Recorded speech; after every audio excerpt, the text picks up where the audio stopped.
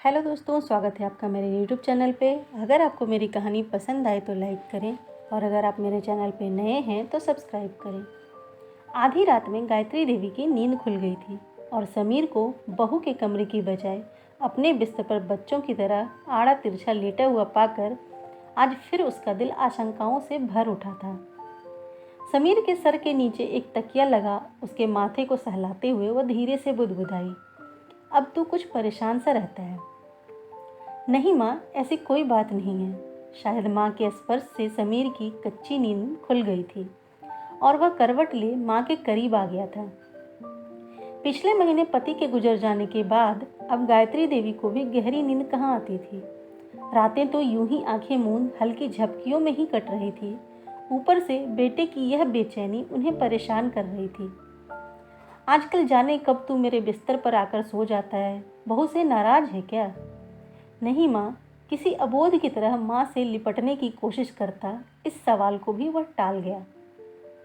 गायत्री देवी ने वहीं बिस्तर से सटे मेज पर रखे तांबे के लोटे से एक घूंट पानी पीकर लोटा वापस मेज पर रख दिया था और बिस्तर पर लेटने की बजाय एक तकिए का सहारा ले दीवार से अपनी पीठ टिकाकर बैठ गई। फिर क्या बात है बेटा? कुछ भी नहीं माँ। माँ की गोद को छोटे बच्चों की तरह बाहों में भरने की कोशिश करता वह उसके हर सवाल को खारिज कर गया था। बेटा बता ना, तेरी बेचैनी देख मेरा दिल घबराता है। उसने समीर का सर अपनी गोद में रख लिया था। माँ की घबराहट महसूस कर समीर ने अब खुद सोने या माँ के सो जाने का इंतजार करना छोड़ पीठ के बल लेट माँ के दोनों हाथ अपने हाथों में ले अपने सीने पर रख लिया था। माँ, आपको याद है जब मैं बड़ा हो रहा था पापा ने मेरा कमरा अलग कर दिया था। अपने लिए अलग कमरे की जिद भी तो तूने ही की थी। गायत्री देवी ने उसे याद दिलाया।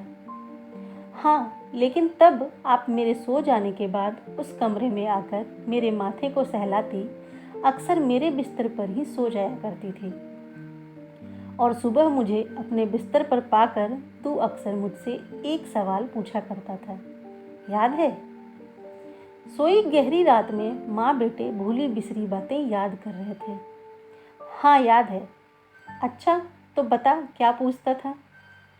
सुबह की कही कितनी ही बातों को शाम तक भूल जाने वाले बेटे को बरसों पुरानी बात कहाँ याद होगी? यह सोच गायत्री देवी मुस्कुराई थी। यही कि क्या आप पापा से नाराज हो? समीर की अद्भुत याददाश्त क्षमता से रूबरू होती गायत्री देवी का निस्तेज होता चेहरा अचानक एक अद्भुत मुस्कान के साथ कमरे की मध्यम रोशनी में भी जगमगा उठा। हाँ, पर बेटा तुझे ऐसा क्यों लगता था? आज बरसों बाद शायद माँ भी शिद्दत से बेटे के मन की उस बात को जान लेना चाहती थी जिसे जानने की फुर्सत उसे आज से पहले कभी नहीं मिली, क्योंकि मैं आपको हमेशा पापा के साथ देखना चाहता था। पिता को याद करते हुए समीर ने अपने सीने पर रखे माँ के दोनों हाथों पर अपनी पकड़ मजबूत की थी। बेटा, मैं भी तुम्हें हमेशा बहू के साथ देखना चाहती हूँ। गायत्री देवी ने झुककर समीर का माथा चूमकर कहा। माँ, तब आप पापा को कमरे में अकेला छोड़ मेरे पास क्यों आ जाती थी? बरसों बाद समीर भी अपने मन की जिज्ञासा माँ के सामने रख रहा था। बेटा, डर लगता था कि अकेले कमरे में कहीं तू डर न जाए। माँ, अब जब पापा नहीं रहे मुझे भी डर लगता है। क्यों बेटा? गायत्री देवी अपने बेटे का डर जानने को अधीर हो उठी। कहीं आप अपने अकेलेपन से डर न जाओ, इसलिए मैं इसके आगे वह कुछ कह ही नहीं पाया। माँ बेटा एक दूसरे से लिपट गए थे और सारे शब्द आंसुओं में बह गए थे। दोस्तों, अगर आपको मेरी कहानी पसंद आए तो लाइक करें और अगर आप मेरे चैनल पे नए हैं तो सब्सक्राइब करें। धन्यवाद।